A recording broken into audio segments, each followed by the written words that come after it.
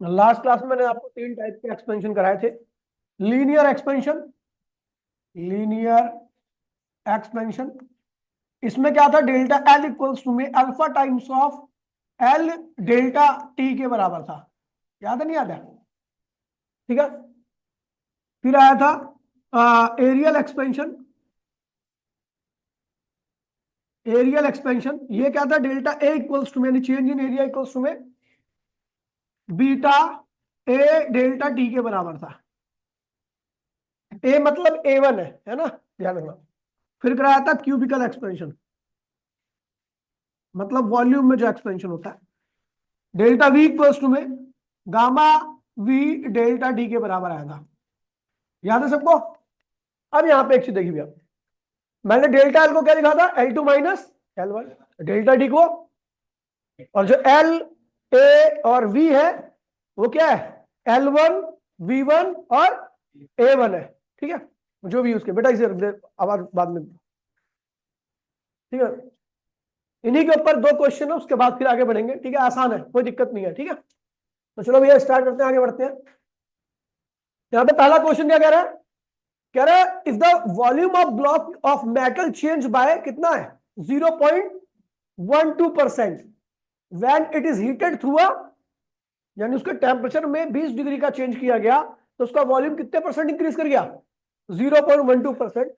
तो कह रहा है भैया calculate the coefficient of, linear नहीं आएगा यहां पर, वॉल्यूमिक एक्सपेंशन है। अच्छा लीनियर निकाल देंगे, क्या दिक्कत है, लीनियर पूछ रहे तो लीनियर भी निकाल देंगे। पहले हम गामा निकालेंगे, और गामा से आपको पता है कि अल्फा इक्वल्स में 3 टाइम्स ऑफ गामा, रिलेशन याद नहीं आ जाए, बस आ गया। तो भैया देखा है चेंज इन वॉल्यूम कितने परसेंट है, देखिए परसेंटेज चेंज इन वॉल्यूम का मतलब होता है चेंज इन वॉल्यूम अपॉन में ओरिजिनल वॉल्यूम गुणे में 100। इसकी वैल्यू कितने रखी है, 0.12%। बोली नहीं कोई भी। डेल्टा वी अपॉन में वी इक्वल्स में क्या होगा, 0.12 अपॉन में क्या हो जाएगा, 100 हो जाएगा। इसको अगर आप लिखोगे तो लिखोगे 1.2, और ये देखिए 1.2 किया तो 10 टू पावर क्या होगा, -1 आ गया। ये भी ऊपर जाएगा तो क्या होगा, 10 टू पावर -2 हो जाएगा। तो आएगा 1.2 इंटू 10 टू पावर -3, यानी डेल्टा वी अपॉन में वी की वैल्यू हमें पता लग गई। कोई दिक्कत तो नहीं है? ठीक है। अच्छा डेल्टा टी कितना हमने राइज किया, टेम्परेचर 20 डिग्री सेल्सियस है ना, हमें निकालना है अल्फा। लेकिन पहले गामा निकाल लेते हैं। तो गामा क्या होता है, याद है आपको, यहां से गामा देखिए, गामा इक्वल्स टू में क्या होगा, गामा डेल्टा वी अपॉन में वी डेल्टा टी, यही है। तो डेल्टा वी अपॉन में वी की वैल्यू हमें पता है कितनी है, 1.2 into 10 power -3 divide by delta T क्या है, 20 है ना। ये 0 और गया तो यहां पर एक माइनस और आ जाएगा। ठीक है, और ये क्या होगा, 0.6। इसको सॉल्व कीजिए तो आएगा 6 इंटू 10 पावर -5, ठीक है, पर केल्विन आ गया आपका गामा। तो अल्फा क्या होगा, वी नो अल्फा क्या होता है, 3 टाइम्स ऑफ गामा होता है, 3 gamma, gamma 3 times of alpha, gamma मैं क्या है ये,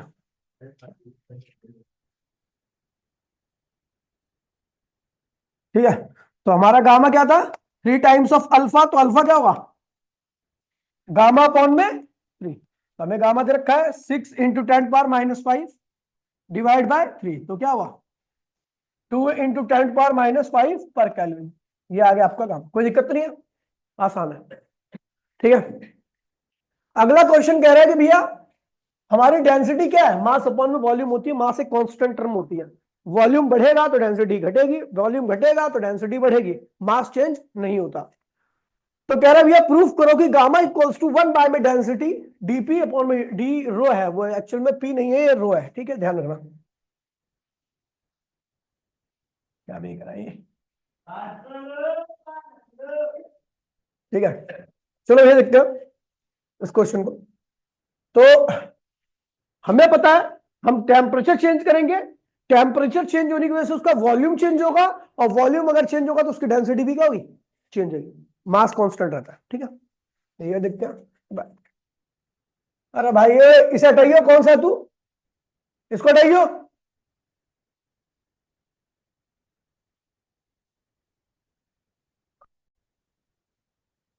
अब ये चुप हो जाइए, ठीक है। तो हमें दे रखा है डेंसिटी इक्वल्स टू क्या होता है, मास अपॉन में वॉल्यूम। इसमें कौन से टर्म वेरिएबल है, वॉल्यूम और डेंसिटी, है ना। और कब वेरिएबल है, जब आप टेम्परेचर बढ़ाओगे तो उसके बढ़ाने से वॉल्यूम बढ़ेगा, वॉल्यूम बढ़ेगा तो डेंसिटी घटेगी, टेम्परेचर घटाओगे तो वॉल्यूम घटेगा, डेंसिटी बढ़ेगी। यानी यहां पर टेम्परेचर वेरिएबल है और उसके वेरिएबल होने की वजह से डेंसिटी और वॉल्यूम भी क्या है, वेरिएबल है। तो हमने क्या किया, दोनों साइड में टेम्परेचर से डिफरेंशिएट कर दिया, मास कांस्टेंट है बाहर निकाल दीजिए, कोई दिक्कत तो नहीं है। अरे यार एक स्टेप और चलो आगे, तब सही रहेगा। इसको हमने लिख दिया density equals to mass volume की पावर -1, कोई दिक्कत तो नहीं है, वॉल्यूम को ऊपर ले गया मैं, ठीक है। अब हमने क्या किया, दोनों साइड में डिफरेंशिएट कर दिया टेम्परेचर, क्योंकि टेम्परेचर वेरिएबल है, उसकी वजह से डेंसिटी और वॉल्यूम वेरी करेगा, ठीक है। मास कांस्टेंट टर्म में dv की पावर -1 अपॉन में dt, ठीक है। इसे ऐसे लिख दीजिए d rho अपॉन में dt इक्वल्स टू में मास। आपको पता है डिफरेंशिएशन में पावर जो भी होती है वो आगे आ जाती है और जितनी पावर होती है उसमें से एक माइनस कर देती हो। और चेन रूल के हिसाब से अगर ये दोनों मैच कर रहे हैं तो ये हो गया है, लेकिन हम देख रहे हैं ये v है और नीचे वाला क्या है, t है, टेम्परेचर है, इसमें टाइम नहीं यार, नहीं भाई वो चीज नहीं है, ये टेम्परेचर है, ये गलती से लिख दिया, ठीक है। तो हम देख रहे हैं जब ये दोनों सेम रहते हैं ना तो ये रिजल्ट आ चुका है, नहीं करना आगे आप। लेकिन यहां पर हम देख रहे हैं कि भी ये दोनों सेम नहीं है, यहां पर v है और ये क्या है, t है, अलग अलग क्वांटिटी है।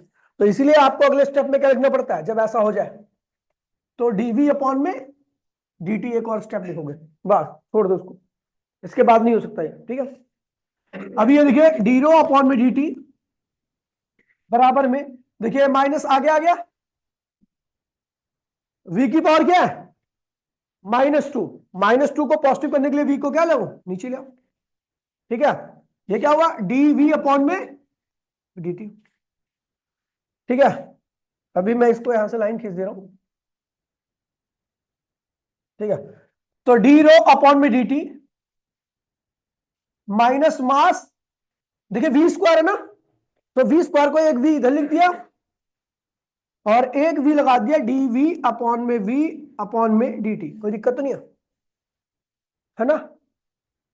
ये क्या है, dv v dt, ये क्या होता है, अबे यही तो है, dv d बोले या डेल्टा बोले कोई दिक्कत नहीं है, दोनों का सिंबल सेम है, delta v v delta t बराबर में क्या है, गामा है। तो ये क्या होगा, dv v डेल्टा t क्या है, गामा। तो हमने सीधा इसको लिख दिया अगले स्टेप में गामा। तो भैया ये हो जाएगा आपका मास अपॉन वॉल्यूम, क्या होता है, डेंसिटी, तो माइनस डेंसिटी और ये क्या हो गया, गामा। तो हमें प्रूफ क्या करना है, gamma equals to, gamma equals to में क्या हो जाएगा आपका -1 बाय में रो डी रो अपॉन में डी टी, प्रूफ कर दिया ना, ठीक है। ये हो गया, ठीक है। ये दो क्वेश्चन थे, दोनों में से ये वाला ज्यादा इंपॉर्टेंट है, ये आ रखा है, ये थोड़ा हार्ड है, इसलिए आप में सीबीएसई में नहीं आएगा। यार इतना टाइम मत खराब करा मेरी, बता। अरे यार ये देखना यहाँ पे गामा क्या होता है, delta we we delta T, तो ये भी चेंज को रिप्रेजेंट करता है, ये भी चेंज को डी भी रिप्रेजेंट करता है, तो सेम ही चीज तो है, ठीक है। आगे बढ़ते हैं भैया, ठीक है। एक और टॉपिक है आपका, ठीक है। हाँ नहीं पहले ये देखिए practical application of thermal expansion, thermal expansion. अरे भैया यार थोड़ी देर बाहर खड़ी कर दो यार, वरना क्लास का टाइम ऐसे ही कम है, ठीक है। Application thermal, application of thermal expansion, है ना। देखिए बहुत सारी एप्लीकेशन है, यहां पर सीधी सीधी बातों में बता रहा हूं मैं। पहली एप्लीकेशन क्या है, small gaps left behind the, small gaps left behind between the iron rails of railway track. Railway track ऐसे होते हैं जहां पे जुड़े होते हैं ना, वहां पे बीच में थोड़ा सा गैप छोड़ दिया जाता है, पता क्यों, ताकि गर्मी के वक्त जब एक्सपेंशन हो तो अगर गैप ही नहीं छोड़ेंगे, और ट्रेन की पटरियां चारों ओर से फिक्स्ड होती है, ठीक है, अगर एक्सपेंशन होगा गर्मी के टाइम पे एक्सपेंशन होगा तो इसकी लंबाई क्या होगी, बढ़ेगी, लंबाई बढ़ने की वजह से क्या होगी, थोड़ी टेढ़ी मेढ़ी हो जाएगी जगह जगह से, जिससे दुर्घटना हो सकती है। इसीलिए हम क्या करते हैं, ऑलरेडी पहले से ही गैप छोड़ के रखते हैं, ताकि जब एक्सपेंशन हो तो वो एक्सपेंशन केवल इतने स्पेस को ही भर पाए, पटरी में कोई टेढ़ापन नहीं आ पाए। समझ गए? आगे बढ़ते हैं। ये दूसरा क्या कह रहा है, सेम यही रीजन है। आपने देखा फ्लाईओवर देखा है, फ्लाईओवर, फ्लाईओवर के पहला फ्लाईओवर दूसरा फ्लाईओवर, उसके बीच में थोड़ा सा गैप होता है, देखा है, लोहे का। वो इसलिए होता है क्योंकि फ्लाईओवर पूरा का पूरा आयरन का या स्टील का बना होता है। अब दोनों ही गर्मी के टाइम पे क्या करती है, एक्सपेंड करेंगी।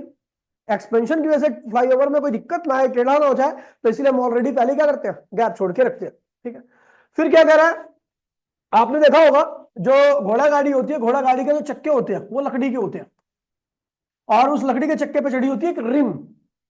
रिम का साइज जो होता है, जो रिम चढ़ी होती है, वो इस चक्के के साइज से क्या होता है, छोटा होता है, फिर भी इसको चढ़ा देते हैं। पता है कैसे? इस रिंग को क्या करते हैं, बहुत गर्म करते हैं। गर्म करने की वजह से इस रिंग का जो साइज होता है ना, वो चक्के के साइज से बड़ा हो जाता है कुछ टाइम के लिए, एक्सपेंशन हुआ ना। और उसके बाद इसको चक्के के ऊपर रख करके तुरंत पानी डाल देते हैं, और पानी डालने से क्या होता है, उसका साइज छोटा आता है और चक्के को पूरा आता क्या होता है, जकड़ लेता है, चारों ओर से मजबूती से पकड़ लेता है, कोई दिक्कत तो नहीं है। एक ही एप्लीकेशन होगी। फिर उसके बाद कह रहा है, जो क्लॉक का पेंडुलम्स होते हैं वो इनवर नाम के मटेरियल से बनाए जाते हैं। तो मैंने बताया था इनवर का जो अल्फा होता है वो क्या होता है, जीरो होता है। क्या होता है? तो यहां पर डेल्टा एल की वैल्यू भी क्या होगी, इनवर के अंदर जीरो, यानी उसकी लेंथ में चेंज ही नहीं आएगा कभी, इनवर। ठीक है, तो इनवर की लेंथ में जब चेंज नहीं आएगा तो भैया हम बोलेंगे कि भैया टाइम पीरियड क्या होता है पेंडुलम का, L equals to 2 pi under root L upon में क्या होता है, जी। यानी ये जी तो कांस्टेंट ही है, ठंड हो चाहे सर्दी हो, जी की वैल्यू थोड़ी ना चेंज हो जाती है। क्या चेंज हो सकता है, लेंथ चेंज हो सकती है। इसी चीज को हमने ओवरकम करने के लिए एक ऐसे मटेरियल का इस्तेमाल किया जिसकी लेंथ टेम्परेचर पे डिपेंड ही नहीं करती, चाहे सर्दी हो चाहे गर्मी हो, उसकी लेंथ एक जैसी रहेगी। यानी ये भी क्या हो गया, कांस्टेंट हो गया। तो टाइम पीरियड क्या हो जाएगा, कांस्टेंट आएगा। कांस्टेंट टाइम पीरियड प्राप्त करने के लिए पेंडुलम का जो स्ट्रिंग होती है वो हम किससे बनाते हैं, इनवर नाम के मटेरियल से, क्योंकि इसका जो अल्फा होता है यानी एक्सपेंशन का कोएफिशिएंट वो काफी कम होता है। ठीक है, ठीक है। अगला टॉपिक है effect on density of solid, effect on density of solid due to temperature. मतलब सॉलिड की डेंसिटी, सॉलिड हो चाहे लिक्विड हो, लिक्विड की भी ऐसी होगा, ठीक है, एक्सेप्ट वाटर, वाटर को छोड़ करके, वाटर का अलग ही पढ़ते हम। ठीक है, तो कह रहा है कि भैया क्या इफेक्ट होगा, ये किसकी स्कूटी, जल्दी से हटा के, जल्दी से ये वाली स्कूटी पर्पल कलर की किसकी, थोड़ी जल्दी भक्के, जल्दी हटा के। ठीक है, तो टेम्परेचर का डेंसिटी के ऊपर क्या इफेक्ट पड़ता है। ठीक है, अच्छा डेंसिटी चेंज होती है, मास नहीं चेंज होता, डेंसिटी चेंज होगी, वॉल्यूम चेंज होगा, मास वही रहेगा। तो भैया हम जानते हैं वी नो, मैंने आपको ऑलरेडी पहले बता रखा है, ठीक है, कि 1 बाय में जो आपका वॉल्यूम होता है, वॉल्यूम, फाइनल वॉल्यूम जो होता है, या V2 जो होता है, वो किसके बराबर था, याद है आपको, V1 1 plus gamma delta T. किसको किसको याद है, अब वही तो है, डेल्टा V इक्वल्स में गामा डेल्टा टी तो है। डेल्टा V को हमने क्या लिख दिया, ये V फाइनल जो लिखा वो V2 होता था, और V इनिशियल क्या होता था, V1 होता था। लिखवाया, देख लीजिए एक बार ही पढ़ लीजिए। अच्छा वॉल्यूम क्या होता है, अगर आपको देखो तो मास अपॉन में डेंसिटी होता है, क्योंकि डेंसिटी क्या होता है, मास अपॉन में वॉल्यूम होता है, तो वॉल्यूम क्या होगा, मास अपॉन में डेंसिटी होगा। तो मैंने फाइनल वॉल्यूम के यहाँ पे क्या लिख दिया, मास अपॉन में फाइनल डेंसिटी, फाइनल वॉल्यूम यहाँ पे, और इनिशियल वॉल्यूम क्या है, मास अपॉन में, मास कभी चेंज नहीं होता, 1 प्लस गामा डेल्टा टी। कोई दिक्कत तो नहीं है, मास से मास क्या हुआ, कैंसिल हो गया। ठीक है, इसको उल्टा कर दो, फाइनल डेंसिटी इनिशियल डेंसिटी, लेकिन मैं इसको उल्टा नहीं कर रहा, क्या करूं फिर, जब जिस चीज को उल्टा नहीं करता तो उसका पावर क्या होती है, नेगेटिव हो जाती है। यहाँ पर 1 थी पावर इसकी, लेकिन उल्टा नहीं करने की वजह से पावर क्या होगी, -1 होगी। एक थ्योरम होती है जिसको कहते हैं बाइनोमियल इंडेक्स थ्योरम, वो होती है 1 प्लस एक्स की पावर n है, तो इसको लिख देते हैं 1 प्लस एन एक्स, क्या लिख देते हैं, ठीक है, ये जो n होता है ना, पावर होती है, वो इसके साथ मल्टीप्लाई में आती है। ठीक है, तो यही हमने किया, final density initial density 1 minus gamma delta T, ये माइनस हो जाएगा ना क्योंकि इसकी मल्टीप्लाई में हो जाएगी। अब एक चीज देखिए, ये वाली टर्म क्या है, एक से बड़ी है एक से छोटी, कोई बताएगा मुझे, 1 माइनस, देखिए ये 1 माइनस समथिंग कर रहे हैं, एक में से अगर कुछ घटा दोगे जो फाइनल रिजल्ट आएगा वो तो एक से छोटा ही होगा ना, तो वही क्या है, स्मॉलर देन 1, क्या है, स्मॉलर देन 1, एक से छोटा है। अब एक चीज देखिए, अगर मैं लिख दूं x इक्वल्स टू 0.5y, 0.5 क्या है, एक से छोटी टर्म है, क्या है। तो अब बताओ अगर ये एक से छोटी टर्म है तो x बड़ा होगा या y बड़ा होगा?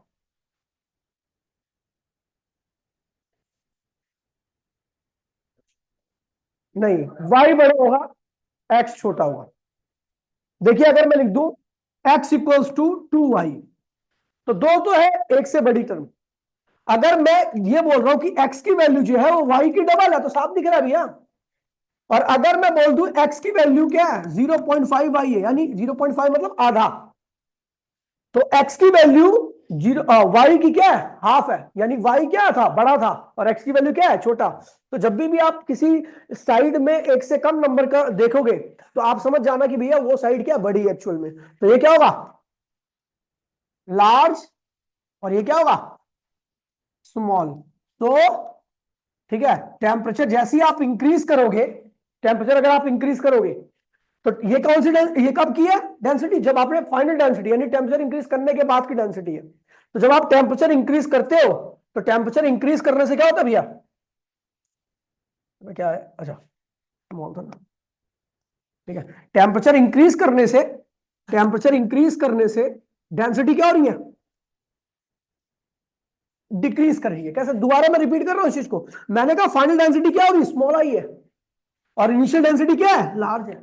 तो इसका मतलब आप टेम्परेचर, अगर ये डेल्टा टी क्या है, पॉजिटिव आ रहा है, डेल्टा टी मतलब, डेल्टा टी पॉजिटिव कब आएगा, जब T2 ज्यादा होगा, T1 क्या होगा, और T2 ज्यादा कब होगा, जब फाइनल टेम्परेचर ज्यादा और इनिशियल क्या होगा। देखिए डेल्टा टी क्या है, T2 minus T final minus T initial, ये पॉजिटिव है, ये पॉजिटिव कब होगा, जब आपका फाइनल ज्यादा होगा, इनिशियल।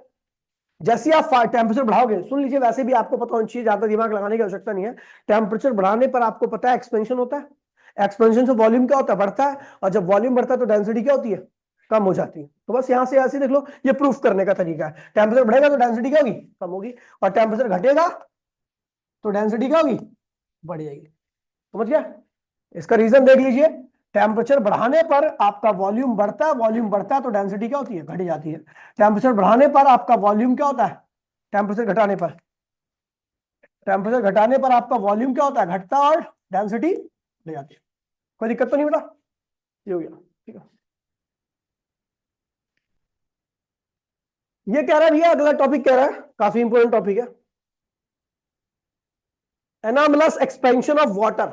देखिए वाटर की एक ना प्रॉपर्टी होती है कि वाटर की सबसे ज्यादा डेंसिटी कब होती है, जब वो 4 डिग्री पे रहता है, क्या रहता है, 0 पर डेंसिटी। देखिए मैं एग्जांपल दे रहा हूं, ध्यान दीजिए, इसे सुनिएगा। 0 पे डेंसिटी थोड़ी सी क्या होती है, कम होती है, समझ गया, 1 पे और कम हो जाती है, 2 पर और कम हो जाती है, 3 पर, सॉरी उल्टा बोल रहा हूं मैं, 0 पर है तो डेंसिटी कम है, 1 पर है तो डेंसिटी थोड़ी सी बढ़ गई, 2 पर है तो डेंसिटी थोड़ी सी और बढ़ गई, 3 पर है तो डेंसिटी थोड़ी और बढ़ गई, 4 पर है तो डेंसिटी क्या होगी, मैक्सिमम हो गई, 5 पर है डेंसिटी फिर घट गई, 6 पर है तो डेंसिटी, यानी आप देखोगे पानी के साथ अगर आप 4 की तरफ, 0 से 4 की तरफ आओगे तो डेंसिटी बढ़ेगी, और 4 से दूर जाओगे तो डेंसिटी घटेगी। ये 4 डिग्री है पानी का, ठीक है, ये पानी 4 डिग्री पर है, 4 डिग्री सेल्सियस पे इसकी डेंसिटी क्या होती है, मैक्सिमम होती है। क्या होती है, आप इधर जाओगे या इधर आओगे तो दोनों केस में आपकी डेंसिटी क्या होती है, डिक्रीज करती है। 4 पर डेंसिटी क्या होती है, मैक्सिमम, और 4 पर जो पानी होता है, वाटर जो होता है, वो किसमें होता है, लिक्विड स्टेट में, किसमें, लिक्विड स्टेट, ठीक है। 4 डिग्री पर पानी क्या होता है, लिक्विड स्टेट में होता है। अब ज्यादा डेंसिटी वाली चीजें कभी तैरती नहीं है, वो क्या होती है, डूब जाती है। अब होता क्या कि जहां पर बहुत ठंड पड़ती है, ठीक है, जैसे टेम्परेचर 4 पर पहुंचता है, डेंसिटी आपको पता बढ़ती रहती है धीरे धीरे। जैसे देखिए आप इधर की तरफ आओगे तो डेंसिटी बढ़ेगी, 4 की तरफ आओगे, 4 देखिए सुन लीजिए, 4 से दूर जाओगे, 4 से, यहां पे इसको ऐसे लिखते हैं ना,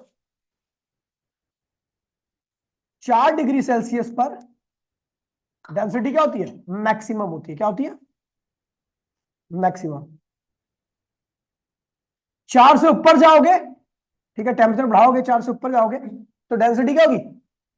कम होने लगेगी। ऐसे ही 4 से नीचे भी जाओगे, टेम्परेचर घटाओगे तो डेंसिटी फिर क्या होगी? कम होने लगेगी। 4 पर ही, मतलब 4 की तरफ आने पर डेंसिटी क्या होती है?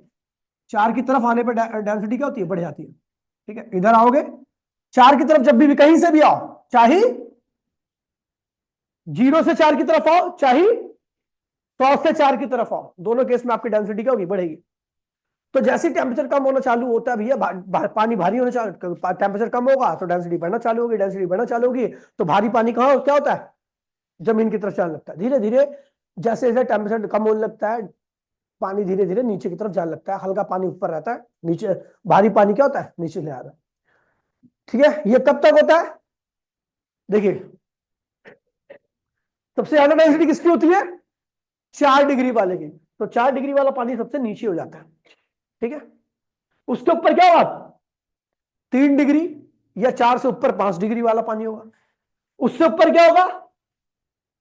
समझ गया?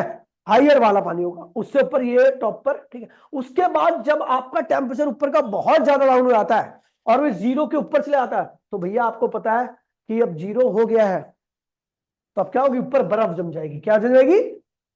नीचे का पानी अभी भी क्या रहेगा? लिक्विड, और ऊपर का पानी क्या बन जाएगा? दोबारा बोल रहा हूं, 4 पर डेंसिटी मैक्सिमम होती है। अगर मैं 4-5, मैं लिख रहा हूं यहां पे कुछ टेम्परेचर, जैसे मैं बोलूं 4 डिग्री पर, 4 डिग्री पर तो मैक्सिमम है। ठीक है, 3 डिग्री वाला पानी की डेंसिटी क्या है? दूसरे नंबर पे आएगी। 2 डिग्री की फिर क्या होगी? उससे ऊपर रहेगा। 1 डिग्री वाला पानी क्या होगा? उससे ऊपर रहेगा। 0 डिग्री वाला पानी क्या होगा? सबसे ऊपर रहेगा, तो इसकी डेंसिटी सबसे कम होगी।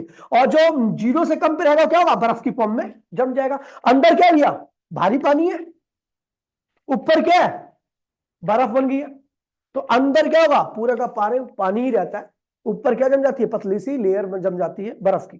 ठीक है, और इसका बहुत ज्यादा फेवरेबल इफेक्ट होता है किस पे? एक्वेटिक एनिमल पे। अगर मान लीजिए अंदर भी बर्फ जम जाती तो ये मछली क्या थी जो अंदर पड़ी हुई है? मर जाती है ना। तो इसीलिए भैया क्या होता है, इसका बहुत ज्यादा अच्छा इफेक्ट होता है एक्वेटिक एनिमल पे। ठीक है भैया, लिखा हुआ है ना, मतलब all liquid expand on being heating. हम जानते हैं भैया सारे लिक्विड क्या होते हैं? एक्सपैंड करते हैं किस पे? हीट करने पर। ठीक है, but water behaves peculiar manner, लेकिन पानी का कुछ मैनर अलग ही होता है। ठीक है, पानी को अगर आप हीट करोगे 0 से 1 2 3 4, तो ये एक्सपेंड नहीं करता, ये क्या करता है? कंप्रेस कर जाता है। तभी तो डेंसिटी बढ़ती है।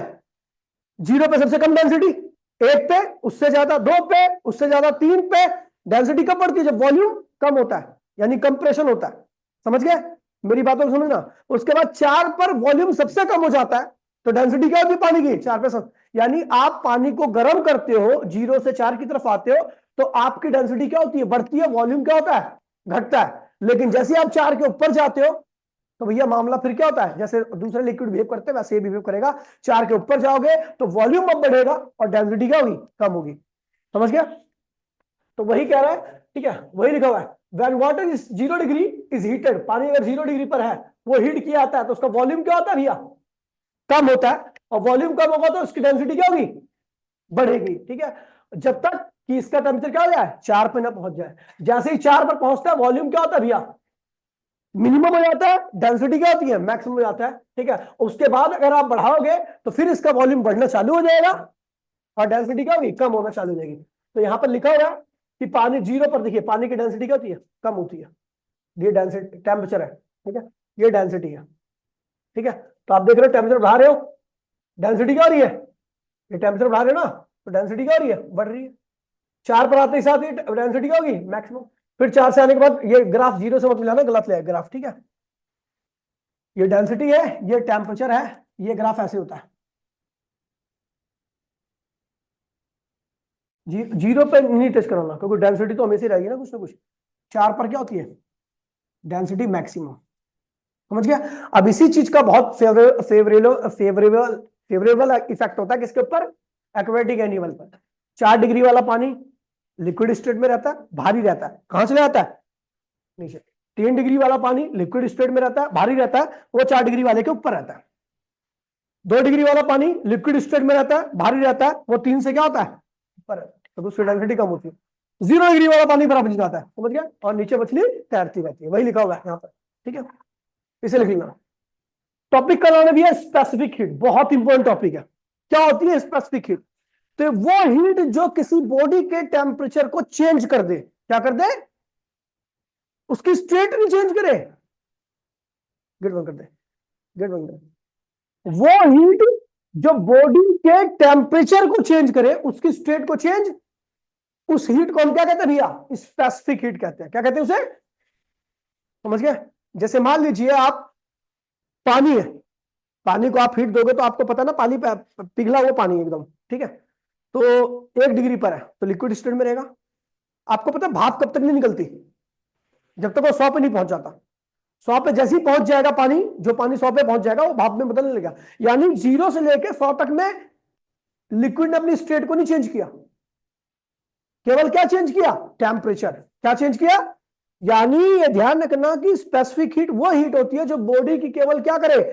टेम्परेचर को चेंज करे, उसकी स्टेट को चेंज ना करे। तो आप देखिए डेफिनेशन क्या लिखी है, बड़ी प्यारी सी लिखी हुई है, ठीक है?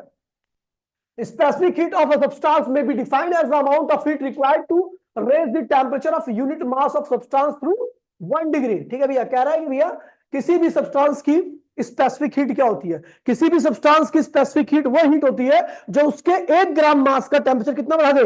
1 डिग्री। आपको अगर 1 ग्राम मास का टेम्परेचर बढ़ाने के लिए ज्यादा हीट देनी पड़ रही है, इसका मतलब उसकी स्पेसिफिक हीट क्या है? ज्यादा है। और 1 ग्राम मास का टेम्परेचर बढ़ाने के लिए आपको कम हीट देनी पड़ रही है, तो उसकी स्पेसिफिक हीट क्या है? कम है। मैं बात करूं भैया पानी की, तो पानी बहुत सारी हीट लेता है। 1 ग्राम पानी ले लो, 1 ग्राम कॉपर ले लो, दोनों को हीट दो, दोनों में से जल्दी से अपना 1 डिग्री टेम्परेचर कौन बढ़ा देगा? कॉपर। यानी कॉपर की स्पेसिफिक हीट क्या है? कम है। अब पानी बहुत सारी हीट लेगा तब जाके वो अपनी 1 डिग्री बढ़ाता है, यानी पानी की स्पेसिफिक हीट क्या? बहुत ज्यादा होती है, ठीक है? तो पानी बहुत सारी हीट लेकर के क्या होता है? अपना 1 डिग्री बढ़ाता है, लेकिन कॉपर नहीं। जिसकी स्पेसिफिक हीट जितनी ज्यादा होती है वो उतना ही ज्यादा हीट लेकर के अपने 1 डिग्री के टेम्परेचर को क्या करेगा? राइज करेगा। और जिसकी स्पेसिफिक हीट जितनी कम होती है वो जल्दी से अपने टेम्परेचर को क्या करेगा? 1 डिग्री बढ़ा देगा, ठीक है? वही लिखा हुआ है, it depends upon the nature of substance, ठीक है? और ये नीचे लिखा हुआ है, if specific heat is more than the heat required, ठीक है? ये कह रहा है, ठीक है? ठीक है, कह रहा है, वही कह रहा है कि अगर किसी की चीज की स्पेसिफिक हीट ज्यादा है तो किसी यूनिट मास का यूनिट डिग्री बढ़ाने के लिए आपको हीट की रिक्वायरमेंट भी क्या होगी? ज्यादा होगी। किसी भी सब्सटेंस की स्पेसिफिक हीट ज्यादा है तो उसका आप 1 डिग्री बढ़ाने के लिए 1 ग्राम का ज्यादा हीट की रिक्वायरमेंट होगी। मैंने ऑलरेडी आपको बता दिया है, ठीक है? अगला कह रहा है water has highest specific heat, मतलब पानी के 1 ग्राम को अपना 1 डिग्री अगर टेम्परेचर बढ़ाना है तो उसको बहुत सारी हीट की रिक्वायरमेंट होती है। यानी पानी की स्पेसिफिक हीट क्या होती है? अब इसी का देखिए, मुंबई में ज्यादा गर्मी नहीं पड़ती, लेकिन मुंबई में ज्यादा सर्दी भी नहीं पड़ती, क्योंकि वहां पर समुद्र है। समुद्र होने की वजह से क्या होगा? वहां पर टेम्परेचर में फ्लक्चुएशन क्या होती है? बहुत कम आती है, क्योंकि पानी को बहुत ज्यादा हीट चाहिए अपने टेम्परेचर, उस रीजन के टेम्परेचर को बढ़ाने के। अपना टेम्परेचर बढ़ाएगा तो पानी के टेम्परेचर का इफेक्ट क्या पड़ता है? इन्वायरमेंट के ऊपर भी पड़ता है, ठीक है? तो इसी वजह से पानी की स्पेसिफिक हीट ज्यादा होने की वजह से वहां पर क्या होता है? न ज्यादा गर्मी पड़ती है न ज्यादा ठंडी पड़ती है, समझ गए? और लिखा हुआ है this reason why there is not much rise in temperature of ocean और सी। इसी कारण से कितनी भी गर्मी पड़ जाए, कितनी भी ठंडी पड़ जाए, आपको समुद्र का पानी एकदम एक जैसा ही दिखेगा। ऐसा नहीं होता कि कहीं बहुत गर्मी पड़ रही है तो वहां पे समुद्र का पानी गर्म, नहीं, वहां पे भी ऐसे ही रहता है, क्योंकि पानी की स्पेसिफिक हीट क्या है? बहुत ज्यादा है। आप देखिए, सुन लीजिए, तो स्पेसिफिक हीट क्या है? 1 डिग्री 1 ग्राम का, 1 डिग्री ग्राम का टेम्परेचर बढ़ाने के लिए जो भी हीट की रिक्वायरमेंट होती है उसी को हम क्या कहते हैं भैया? स्पेसिफिक हीट कहते हैं। क्या कहते हैं? अब देखिए भैया, कह रहे हैं, अब देखिए, हम जानते हैं भैया, मास बढ़ाओगे, 2 ग्राम कर दोगे, 3 ग्राम कर दोगे, 4 ग्राम कर दोगे, तो हीट की रिक्वायरमेंट भी क्या होगी? बढ़ जाएगी। यानी हीट जो डेल्टा की यहां पर हीट है, तो जो हीट है वो किस पे डिपेंड कर रही है? बॉडी के मास पर। अच्छा, आप 1 डिग्री की जगह 2 डिग्री बढ़ाना चाहते हो तो क्या करोगे? ज्यादा हीट देनी पड़ेगी। तो भी वह कह रहा है कि जो हीट है वो टेम्परेचर जितना चेंज कर रहे हैं उस पर भी डिपेंड करती है, समझ गए? हीट किस पे डिपेंड करती है? मास पर। हीट किस पे डिपेंड करती है? इन दोनों को कंबाइन करोगे तो आपका ये आएगा delta Q is directly equal to capital M delta T. ठीक है, अब इस प्रोपोर्शनलिटी साइन को हटाने के लिए हमने कांस्टेंट लगाया, इसी को हम क्या कहते हैं भैया, स्पेसिफिक हीट। क्या कहते हैं, स्पेसिफिक हीट। ठीक है, तो एस की वैल्यू क्या होगी, एस की वैल्यू तो delta Q M delta T, ये हो गया। अब ये क्या है, इसकी एसआई यूनिट क्या होगी, जूल, इसकी क्या होगी, केजी, इसकी क्या होगी, तो एसआई यूनिट क्या होती है, जूल पर केजी पर केल्विन। अच्छा देखिए, अगर मैं बोल रहा हूं भैया एक, देखिए सुन लीजिए, ये फॉर्मूला बन गया, ये एस क्या है, ये वो हीट है, ये वो हीट होती है जो किसी भी 1 ग्राम सब्सटेंस का 1 डिग्री टेम्परेचर क्या कर दे, राइज कर दे। समझ गया, 1 ग्राम के सब्सटेंस का टेम्परेचर 1 केजी है, यूनिट मास बोलते हैं तो ना, यूनिट मास का टेम्परेचर 1 डिग्री बढ़ाने के लिए जो हीट की रिक्वायरमेंट होती है उसी को हम क्या कहते हैं, एस कहते हैं। एस क्या है, 1 डिग्री 1 ग्राम 1 किलोग्राम का टेम्परेचर बढ़ाने के लिए जो भी हीट रखती है उसी को हम क्या कहते हैं, स्पेसिफिक हीट कहते हैं। अब नीचे क्वेश्चन है, calculate the total amount of heat, calculate the heat. आपका कितना स्पेसिफिक हीट कितनी है, अगर स्पेसिफिक हीट 100 जूल है, इसका मतलब क्या हुआ कि आपका जो भी सब्सटेंस है उसका 1 डिग्री टेम्परेचर बढ़ाने के लिए कितना चाहिए, 100 जूल। इसका मतलब है कि इस सब्सटेंस का 1 डिग्री टेम्परेचर राइज करने के लिए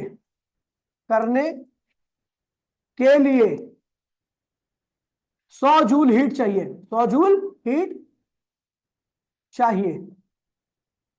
ठीक है, इस सब देखिए स्पेसिफिक, लड़की इधर देखो, मास कितना है, टेम्परेचर कितना बढ़ाना मुझे, 1 डिग्री 1 किलो को बढ़ाने के लिए 100 जूल चाहिए, तो 4 केजी का 400, और उसमें 50 डिग्री बढ़ाने के लिए, देखिए अगर आप कर दोगे, देखिए हीट क्या है, डेल्टा क्यू, अगर आपको 1 डिग्री का 1 केजी बढ़ाना है, 1 डिग्री सॉरी 1 केजी का 1 डिग्री टेम्परेचर बढ़ाना है, तो उस केस में जो हीट लगेगी उसे क्या कहेंगे, specific heat.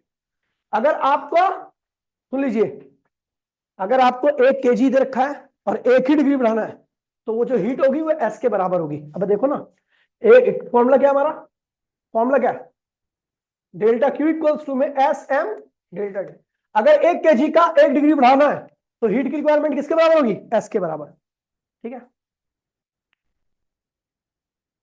If M equals to में 1 केजी और T delta T equals to में 1 केल्विन, कितना, 1 केल्विन, तो हीट किसके बराबर होगी, स्पेसिफिक हीट के बराबर।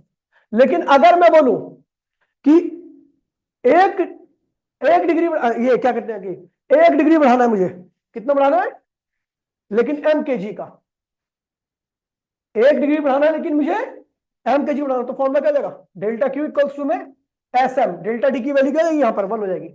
ठीक है, if delta T equals to में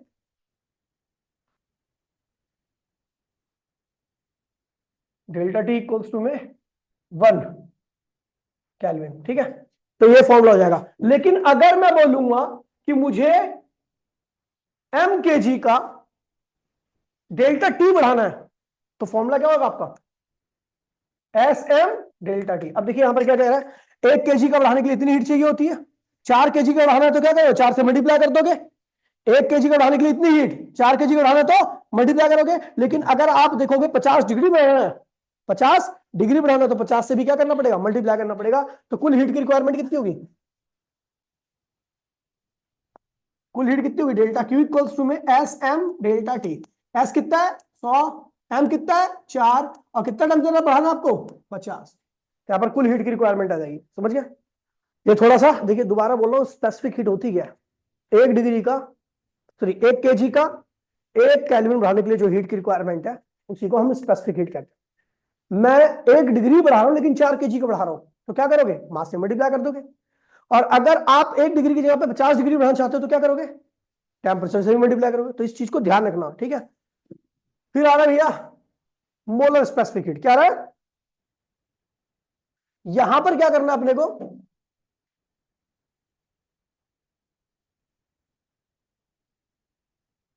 यहां पर ये वो हीट होती है जो 1 मोल का 1 केल्विन टेम्परेचर बढ़ा दे। क्या करे? 1 मोल का 1 डिग्री टेम्परेचर बढ़ाने के लिए जो हीट की रिक्वायरमेंट होती है उसी को हम क्या कहते हैं? Molar specific heat. क्या कहते हैं उसे? यहां भी लिखा था the molar specific heat of substance is defined as the amount of heat required to raise the temperature of 1 mole of substance through 1 degree। यहां पे लिखा 1 degree through 1 degree through 1 degree. ठीक है, it depends upon the nature of substance. अच्छा देखो, 1 मोल का बढ़ाने के लिए आपको, ठीक है, 1 मोल का आपको बढ़ाने के लिए कम हीट लगेगी, लेकिन n मोल का बढ़ाने के लिए क्या होगी? ज्यादा हीट, यानी heat is directly equal to number of mole. दूसरा, कम टेम्परेचर बढ़ाना चाहते हो तो कम हीट लगेगी, ज्यादा टेम्परेचर बढ़ाना चाहते हो तो क्या लगेगी? ज्यादा लगेगी। ठीक है, तो इसको कंबाइन कीजिए। डेल्टा की प्रोपोर्शनल साइन डालने के लिए हमने एक कांस्टेंट लगाया C, इसे कहते हैं molar specific heat. Molar specific, ये कौन सी हीट है? जो 1 मोल का 1 डिग्री टेम्परेचर बढ़ा दे, ये वो हीट होती है। C, कैपिटल C की वैल्यू, कैपिटल C की वैल्यू यहां से आप निकाल सकते हो। यहां पे लिखा हुआ है, देखिए ये C क्या है?